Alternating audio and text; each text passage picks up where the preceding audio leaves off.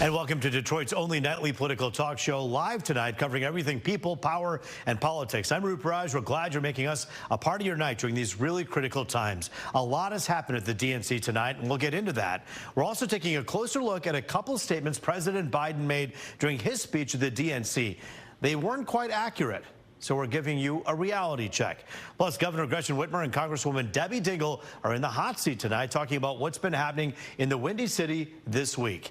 But let's get to our coverage of Day 3 of the DNC, another star-studded day on stage. Pennsylvania Governor Josh Shapiro, a man who was in the running for the running mate, former House Speaker Nancy Pelosi, Oprah, and another former president, Bill Clinton. Kamala Harris is the only candidate in this race who has the vision, the experience, the temperament, the will, and yes, the sheer joy to get something done. Governor Walz took the stage a little before 11:30 tonight and started immediately by thanking VP Harris for choosing him for the ticket, as well as President Biden for his leadership. He called his nomination the honor of a lifetime. Walz then brought up his small-town roots, preaching a message of unity. That family down the road, they may not think like you do. They may not pray like you do. They may not love like you do, but they're your neighbors. And you look out for them, and they look out for you. Everybody belongs, and everybody has a responsibility to contribute. Walz then drew a contrast between what he says Republicans' definition of freedom is versus Democrats. When Republicans use the word freedom, they mean that the government should be free to invade your doctor's office. Corporations free to pollute your air and water, and banks free to take advantage of customers.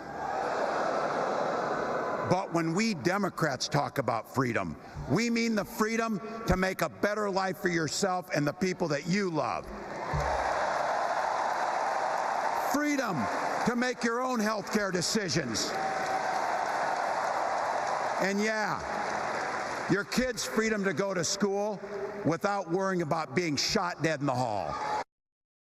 And then Walz turned to his roots as a football coach and gave a call to action to Democrats to get VP Harris elected as president. It's the fourth quarter. We're down a field goal, but we're on offense and we've got the ball. We're driving down the field. And boy, do we have the right team. Kamala Harris is tough. Kamala Harris is experienced, and Kamala Harris is ready. Our job for everyone watching is to get in the trenches and do the blocking and tackling. 1 inch at a time, 1 yard at a time, 1 phone call at a time, 1 door knock at a time, 1 $5 donation at a time. But you know, political pundits will tell you on either side, whether Vance or Walz, you're not kind of voting for a VP. You're voting for the president. And VP Harris will officially accept her presidential nomination tomorrow. That's a big night on Thursday. The speeches from former Presidents Clinton and Obama got us wondering, though, do endorsements by former presidents, regardless of party, make a difference in your vote? Here now, a pulse check. It's not like what it used to be like before, but I mean it does affect. But right now, who I'm gonna vote for, I don't know still. But yeah, I think whoever gonna make like more money for the country and get more stuff for the country. You know, somewhat, but again, it depends on who. It all depends on the philosophy of the president and their stance on things and whether I think they're beneficial to society. So I can't give you a blank answer on that. We also asked you the question on fox2detroit.com. If you'd like to weigh in, you know the drill. Just scan that QR code on the bottom right of your screen and vote. It's so easy. So far, most of you are saying no, they don't impact your vote. Well, that speech by the Obamas is just part of a star-studded lineup at the DNC. The conventions for both parties really seeing a ton of big names taking to the stage. Our man on the ground, Fox's Connor Hansen, is at the United Center for us tonight. And Connor, we know the Obamas are still extremely popular in the Democratic Party, and we know that, of course, Walz had his speech, Clinton had his speech. Give us a sense of the energy right now in the room as you have been there for the last few days.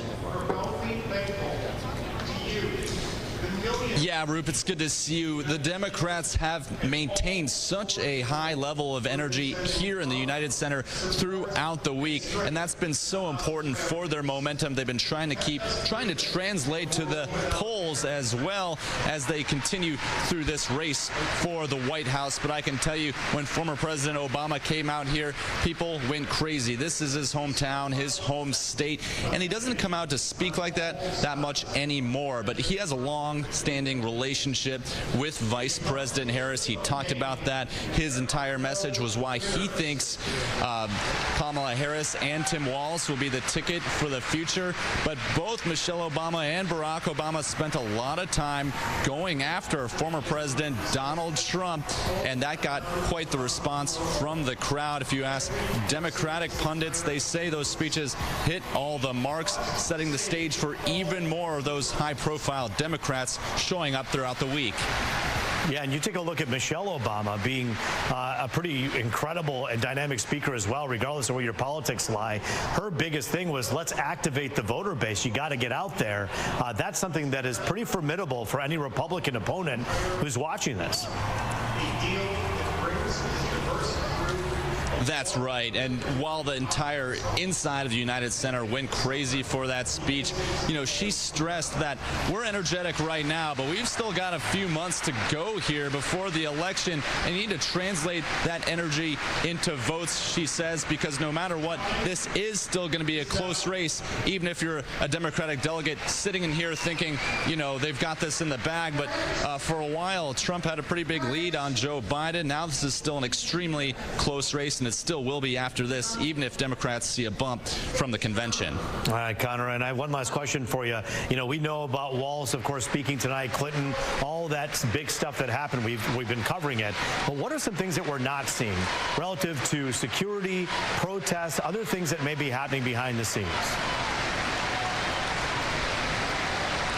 Well, there's certainly a lot of protesting going on so far for the third day. Not a lot of news there, but some problems on the second night of the convention. Police getting into scuffles with protesters. The police here in Chicago saying the protesters instigated it, and some police were even hurt in the process. There was a mass arrest. More than 50 of those demonstrators were arrested, and we're talking about one of the unsanctioned demonstrations when they marched on the Israeli consulate here in Chicago. A lot of these protests have been set up for months and months and have a there are others who aren't quite following those rules. We even saw on the first day reaching one of the perimeters, but I can tell you there are so many police here from not just Chicago, from all different agencies, federal agencies, locking this down. Safe to say inside the United Center is the safest place you can be right now, but outside you want to watch where you're going.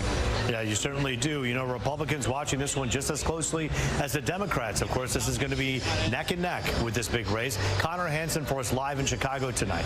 Thank you.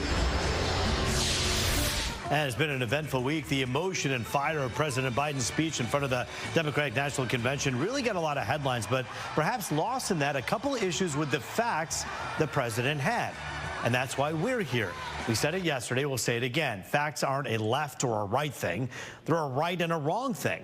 And we play it down the middle, and we always will. We're here to fact check President Biden, who was fast and loose with the facts this week. So let's start this reality check with this hot button issue the president touched on. And you know Trump will do everything to ban abortion nationwide. Oh, he will. But see, that's not what Trump has said consistently during this campaign, and also to me during an interview back in April when I asked him about reproductive rights. For many, many years, people have said we've got to bring this back to the states to decide. I think the abortion issue should be largely taken off the table because the individual states are doing what they're doing. And so far, the votes are tending to be somewhat on the liberal side. So the president was wrong when he said that Trump is looking for a nationwide ban. His running mate, Trump's running mate, J.D. Vance, has said in the past he'd support a national abortion ban at 15 weeks. He's recently, though, echoed Trump's statements that it is a state issue. And again, Mr. Biden was talking about Trump here, and whether it was the interview with me or during the debate, he has consistently said during his campaign that it is a state issue. President Biden also had this to say when it comes to Medicare and Social Security.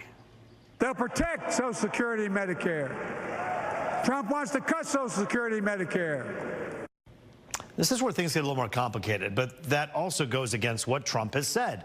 While Trump said in a March interview, quote, there's a lot you can do in terms of entitlements, in terms of cutting, he walked that back. And Trump's campaign website is very clear.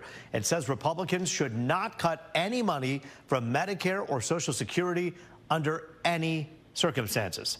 Again, whether we're talking about a Democrat or a Republican, they'll all be held to the same account, same standard on this show, what's right and what's wrong. And regardless of their political affiliation, we're fact-checking them through this campaign and beyond, because getting you, the voter, the most accurate information is what matters most to us. We honor the facts beyond any party and certainly beyond Donald Trump or Kamala Harris.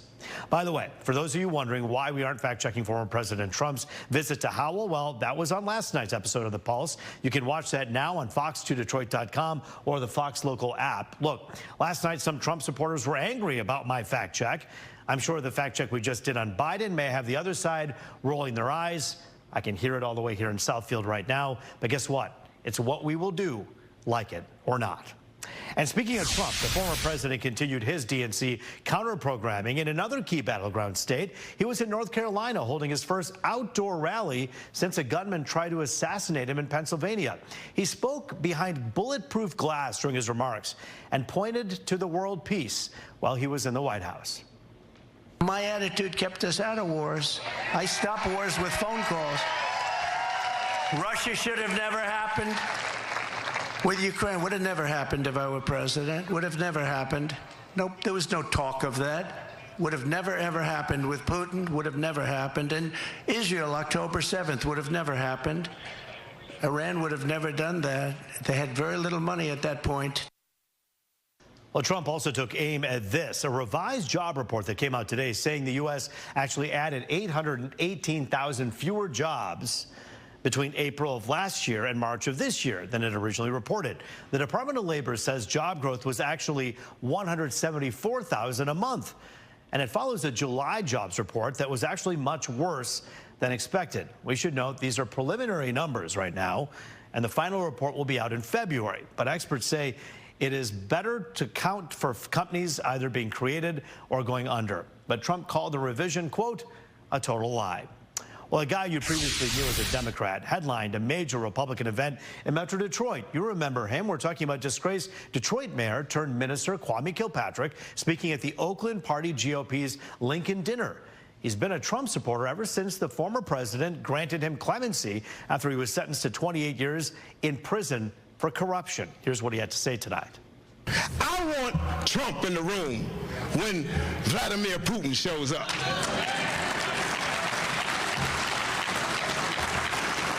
Trump in the room if Shay from China walks into the room. I want Trump in the room when Kim Jong-un comes to play. Kilpatrick also told us that the Democratic Party now is one that he says he doesn't recognize anymore, and he's pushing black voters to support Donald Trump.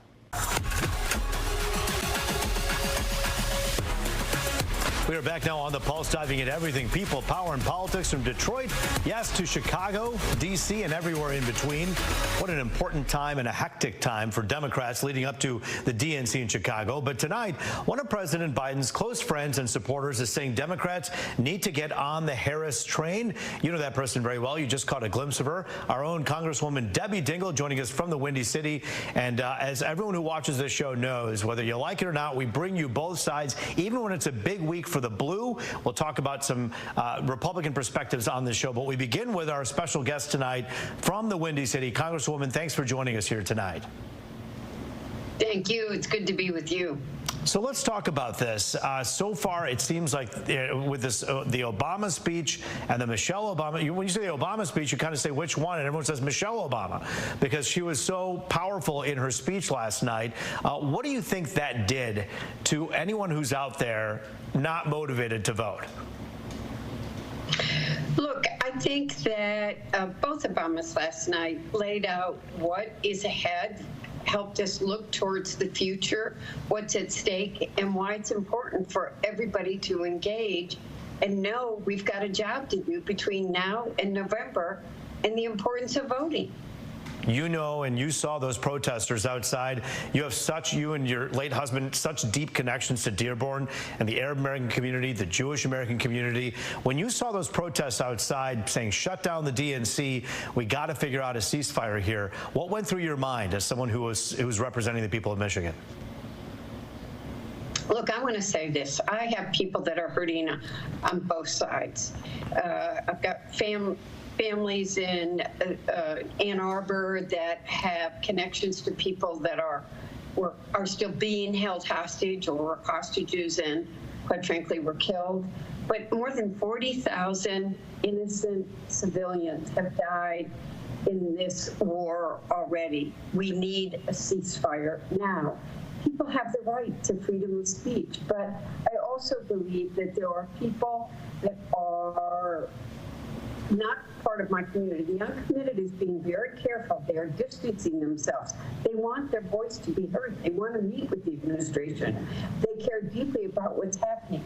But I do believe that there are people that are trying to cause trouble, that are trying to be disruptive, that want violence, and I do not believe that we can condone violence, period. It's not okay. What about this new candidate who we have? We knew where your friend and someone who you support, President Biden, stood when it comes to Gaza. Do you think we'll see a different stance with Kamala Harris? Look, I can remember, I think I shared this with you at the time, that at the White House Christmas party, she came looking for me and got me in a corner and talked for more than 30 minutes about how people in Michigan were feeling. What was the Arab American Muslim community saying? She has cared deeply. She's still vice president. I know I have talked to both the president and to the vice president about the need for a ceasefire. They've been telling me for weeks and months that it's coming. I know that the president has spoken directly to Netanyahu and told him we need a ceasefire. So we're going to have to see what happens. None of us is happy with a Mideast that could explode any minute. So I am concerned. I know she is concerned. We're going to have to see what happens in the next few days. But we are really at a crossroads, a very dangerous time. Let's talk about the energy of this campaign right now. Right now in Michigan, there is a Lincoln Day dinner that's happening, and one of the supporters of the Republican Party is there now, and he had this to say, and I wanted to get your reaction, Congresswoman. So let's listen to Terrence Murkowski from Macomb County. I'm disappointed in her nomination. I'm sure her party's disappointed in it. I'm glad to see that President Trump is going to have a easy time this November. You don't think it's going to be an uphill battle? I hope not. I think President Trump has tried. He's proven. Kamala has showed what she's about for the last 3.5 years, and I can't believe that anybody out there is going to rally around her now. It seems a shame that the Democratic Party even put her up, in my opinion, but we'll see what happens. We have 1 minute left. Trump versus Kamala Harris. What happens here in Michigan and across the country in your mind? Congresswoman? Michigan's a purple state. We are going to be competitive until Election Day. We are a battleground state. I think that we really need to think about what the contrast is between these two candidates, between somebody who's going to fight a team of people that are going to fight for working men and women, or someone who's going to give tax cuts to the billionaires and to corporations, someone who's going to continue to try to divide us, or someone who's going to try to unite us. I think it's a clear-cut decision. But I do not underestimate that this will be a close election in Michigan. Another tight one, of course, one that we're used to in this state and across the country. Congresswoman Debbie Dingle joining us from Chicago tonight. We thank you for making time for us. Thanks for joining us here today. She's seen as a rising star in the Democratic Party, and she actually is a co-chair for the Harris-Walz campaign for president.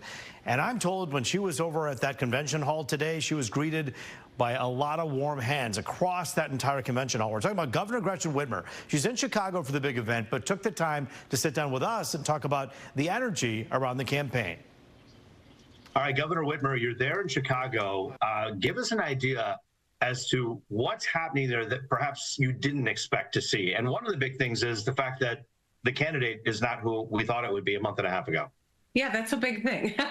No, I think, in the last month, we've seen a tremendous amount of change happening from the top of the ticket to, I think, the engagement level of voters and enthusiasm that continues to grow. And it's been really fun for me, as someone who knows both Kamala Harris and Tim Walz and has known them both for years, to see people starting to get to know them better and how excited they are. These are two normal people who have lived a middle-class life in this country, who are dedicated public servants, and who are happy warriors. And I write about this in my book, but the happy warrior is really an important mindset. It's kind of who we are, I think, as Americans. But doing the hard work, making the tough decisions, showing strength, but being kindness and finding a little fun in the way. A lot of people don't realize, who don't study politics, that vice presidents actually are kind of liaisons to governors. They work so closely with governors. I want to ask you a little bit about, should a crisis happen under, Kamala Harris's watch, what are the signs that you have that she'd be able to handle it and help states across the country, kind of like we had with COVID? I think two things. Number one, I think surrounding yourself with great people. No one person can be an expert in all things, and the smartest, best leaders understand their own, limitations and surround themselves with a diverse group of highly respected experts who have different life experiences. And I think that's really, really important, that you listen and seek out the smartest people and then get prepared to make whatever decision needs to be made. And the values. Kamala Harris is a truest public servant in every sense of the word. She's going to do whatever is in the public's best interest, even if it's in her own personal disinterest. She will. Should Donald Trump become elected president again for whatever reason, as the governor of the state of Michigan, how in this divided culture that we have in our country do you move forward working with a president that you don't see eye to eye with? Well, listen, my job as governor is to deliver on behalf of the people of Michigan, and that means working with whomever I have to. I did that the whole first term when I had a legislature that was, to put it mildly, very challenging at times to work with. I still turned the other cheek and got to the table and delivered on-time budgets that were bipartisan nature, even when it got pretty ugly at times on the political side. So my oath of office is to the people of Michigan. That'll always center the work that I do and how I show up for you. I told you, join the DNC, it'll be a lot of heavy blue coverage. We did the RNC a couple weeks ago, rather. You remember, we did a lot of Republican interviews. We always want to give you both sides on this show. So in true point-counterpoint fashion, Oakland County Republican Party Executive Board Member Aaron Tobin has this to say about the DNC and VP Harris. We had a great economy under President Trump. These ideas that she's bringing up, she even copied President Trump's not having to tax tips suggestion. Well, why didn't she not tax tips for the last 3.5 years? She is in office. All these things that she's saying, why haven't you done these things for 3.5 years? Giving the people, first-time homeowners, which I think is some merit to the idea, but I'm paying that $25,000. You're not. There's no government giving them $25,000 down payment for houses. It's us, the taxpayers, that are going to be paying for that down payment. And we always say you get both sides on this show, and that's just what you saw tonight.